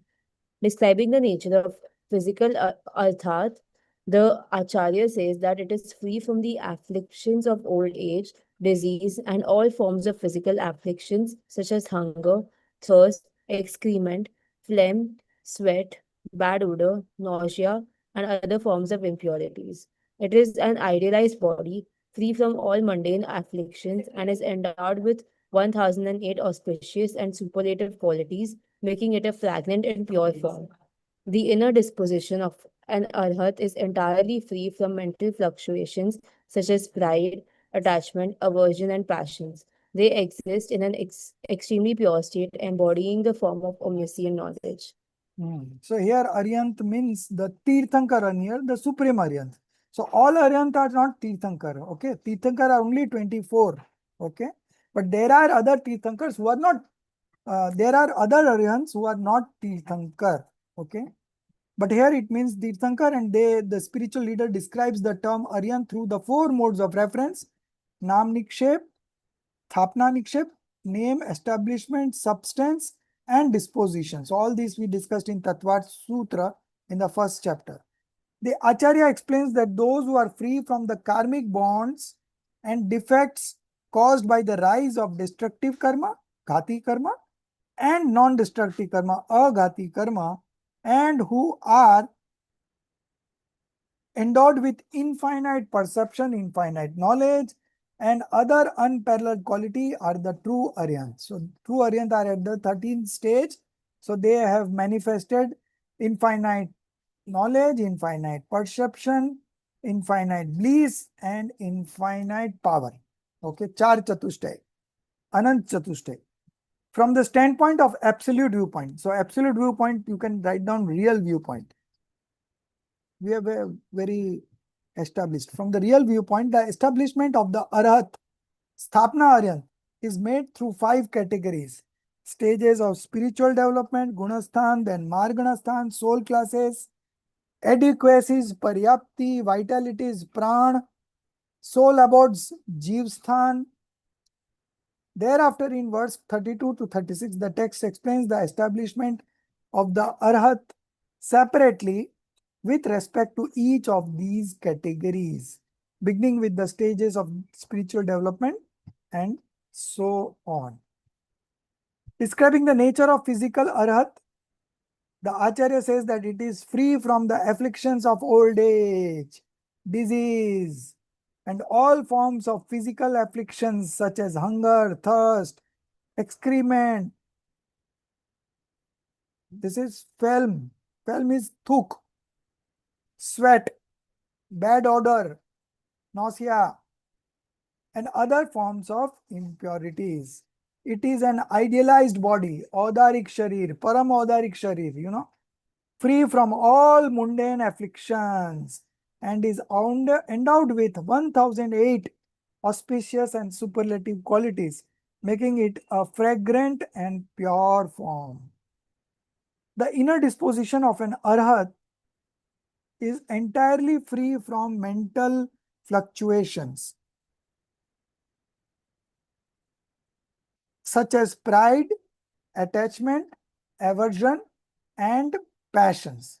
They exist in an extremely pure state, embodying the form of omniscient knowledge. So this was all about Arahant. Now the last one coming up, Pravarjya, initiation. Pravarjya is called initiation. In Pravarjya, there is an absence of internal and external attachments, passions, and the influence of attachment, aversion, delusion, and sinful activities. There is equanimity towards friend and foe, criticism and praise, gain and loss, and between straw and gold. The monk who has taken initiation is free from bodily adornment, pride, attachment, and aversion. Furthermore, he is endowed with tranquility, endurance, and self restraint. His states, such as wrong belief, mithyatva, are destroyed, and the quality of right belief, samyaktva, manifests. Initiation is for beings with six types of bodily firmness. They are entirely devoid of possessions and are in the state of a nirgranth, where there is not even the slightest accumulation of possessions. The Acharya describes the nature of external initiation and says that a one who has taken the vow of renunciation while enduring hardships and external disturbances with steadfastness lives in isolated places such as desolate regions, beneath rocks, in wooden shelters, or on the ground.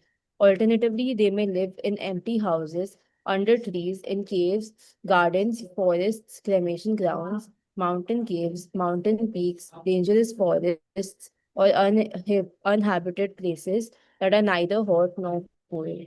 They do not associate with animals, women, eunuchs, or adulterous men. Instead, they engage in self study and meditation. These renunciant monks are nirgranth, detached, egoless, free from attachment, faultless, selfless, devoid of arrogance, fearless, and free from desire. One more paragraph. In this manner, you don't have the book? Himali, can you?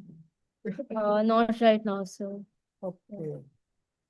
So every time Friday evening, you should keep the book ready on your table so that the next day you can pick it up and understand. You have Yes, to sir, I was write. actually traveling, that's why. Acha, you are traveling now. Okay.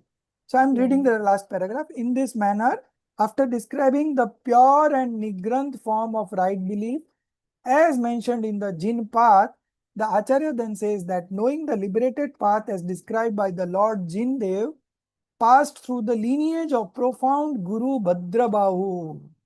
So Bhadrabahu was long back, maybe around 2000 years, less than 2000 years, after Kunkund Acharya Dev, Guru Bhadrabahu, who was a knower of the 12 Ang and 14 Purva. So before, I think before Kunkund Acharya, Bhadrabahu. And 14 Purva, I have spoken. Sir इन्होंने ही तो लिपिबद्ध किया है ना sir Bhadrabahu नहीं वो वो कोई तो और आचार्य धरसेन। आप कुछ भी कहो, पढ़ा था ना आपने, आचार्य धरसेन, पुष्पदंत और भूत बलि। आई एम सॉरी हाँ, ये पहले के हैं। यहाँ से श्वेतंबर मत स्टार्ट हुआ भद्रबाहु के समय से। There was a famine that was going to come up in the North India, and this Bhadrabahu Swami was there in the North India. So this is before Kunkund Acharya, in fact. So at that point of time, just because of the instrumental cause knowledge, Nimit Gyan, he prescribed that there would be a famine coming up here. So let's move towards the south, because if the famine is there, even the householders are not having food for them. So how they can give it to the monks?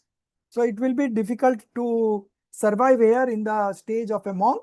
So let's move towards south, and they all went south. But some of them left behind. They thought that they will be good here and they will manage, but they could not manage. And then they had to resort to taking wearing clothes, and then they had to take patras for taking food, and that's how the other sects began. There's a comic on this story, Bhadrabahu Swami. So there are two YouTube पे भी है Bhadrabahus. Sir, बहुत आजा trend हो रहा है, YouTube पे भी है ना? it's trending, yeah. Okay. So this Pravarjya is called initiating into monkhood. In Pravarjya, there is an absence of internal and external attachment, passions and the influence of attachment, aversions, delusion and sinful activities. Okay. There is equanimity towards friend and foe, criticism and praise, gain and loss, and between straw and gold. These are all very normal with a monk. Okay. Nothing new. The monk who is taken into initiation is free from bodily adornments. Means they don't take bath, they don't take care of the body, pride, attachment, aversions. Furthermore, he is endowed with tranquility, endurance and self-restraint. So this is tranquility, means peace, absolute peace. Then endurance means they have uttam shama with them, that is endurance. And then self-restraint, that means the sensual pleasures have been subsided in them. His states such as wrong belief are destroyed and the quality of right belief manifest. Initiation is for being with 6 types of bodily firmness, sahnan. 6 types of sahnans are there. They are entirely devoid of possessions and are in the state of a nigranth, where there is not even the slightest accumulation of possessions. The Ajkar describes the nature of external initiation and says that one who has taken the vow of renunciation while enduring hardships and external disturbances. So hardship would be the next word. So while enduring afflictions is upsarga, and external disturbances means hardships, parisha. So upsarg is afflictions, and then of course parisha is hardship. Okay. So parisha is something that the monks takes themselves, and afflictions is something that is come external, So change of words maybe. With steadfastness, lives in isolated place such as desolate regions where there is nobody, beneath rocks, in wooden shelters or on the ground. Alternatively, they may live in empty houses, under trees, in caves. In caves would be in cavity. In Hindi, the word is kotar. Kotar is cavity. Okay.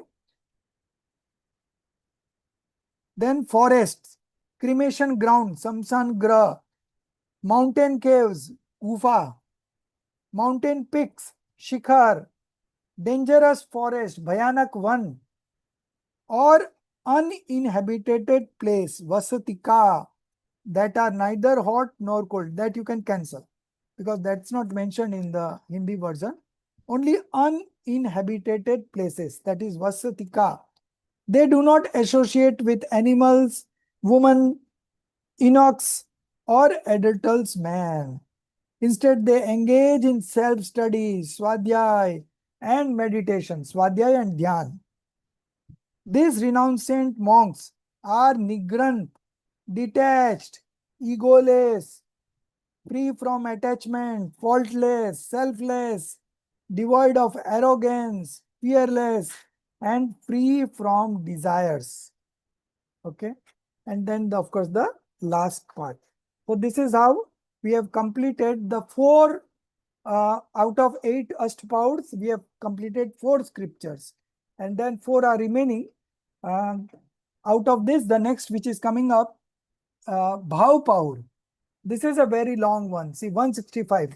All 4 together are 165, and this one single is 165.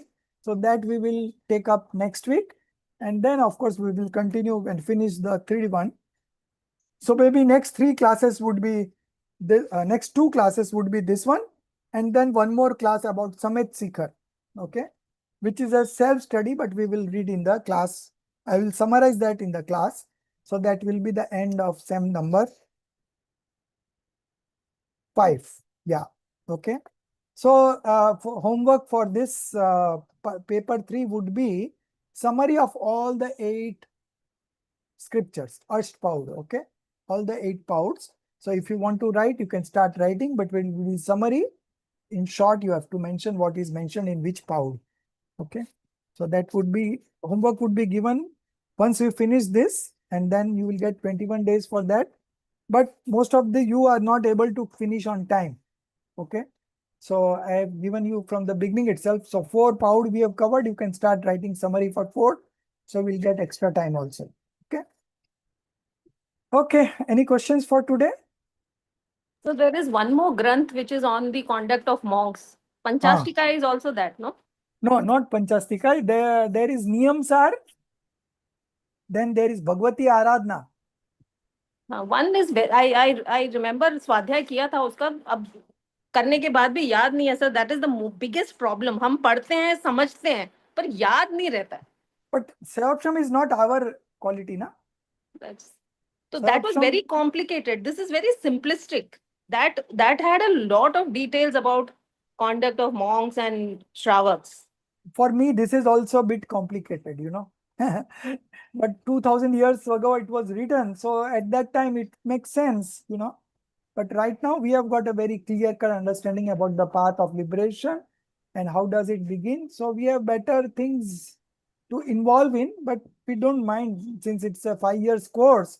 So few subjects here and there of this kind is also okay. Also, we learn from everything, you know. It's not that if you complete this, you will stop studying. No, You that's will true. continue to That's true. study. So we will study this or some other scriptures. Okay. At least we have to get engaged in and learn new things, and then practice it in our day-to-day life. Okay. Sir, I have a question. Yes. Shri मंदिर स्वामी तो बहुत पहले ही अरिहंत हो गए हैं, Hmm. तो वो तो खाना पीना ही मतलब and he's still not in In the the Aryan stage. He is still in the Aryan stage. yes तो खाना पीना मतलब ये सब कुछ भी नहीं रह रहा है. नहीं, कुछ भी नहीं. हाँ, तो ये तो बहुत लंबा समय है. बहुत लंबा समय है. वही तो. इसलिए तो है कि सोल खाने के बगैर ही टिकता है. बट वी हाँ, डोंट बिलीव इट. हम लोग नहीं खाना खाएंगे तो मर जाएंगे. नहीं, ऐसा नहीं. आयु प्रमाण जियोगे. आयु उनका प्रमाण. आयु इतना लंबा है. हाँ. कितना कोड़ा कोड़ी सागर है, यू नो. सो है इतना लंबा आयु. सोचने लायक है. Hmm. Anyway, I like the class today. What interesting class. Everything is interesting if you Yeah, but take, हाँ, that's true. if you go लेकिन deep, आज it is काफी interesting interesting, है. right? See, Jinvani, this is Jinendra Bhagwan's Yeah. Vani. So we are Yeah. fortunate to dwell into this and Right. understand it. Okay. Yeah. ठीक है. Yes. Thank you, sir. निज निधि निज में बताई यह अनंत उपकार.